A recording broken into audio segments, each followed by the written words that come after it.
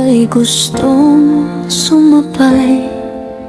May mga pangarap na hindi pa kayang bitawan. May mga dahilan kung bakit kailangan nating lumayo muna sa isa't isa. Hindi ibig sabihin na wala na ang pagmamahal. Minsan kailangan lang nating bigyan ng oras ang bawat sugat at hadlang. Kung dumating ang bukas na pareho na tayong malaya, wala nang takot, wala nang kailangang itago pa. Kapag ang mundo'y hindi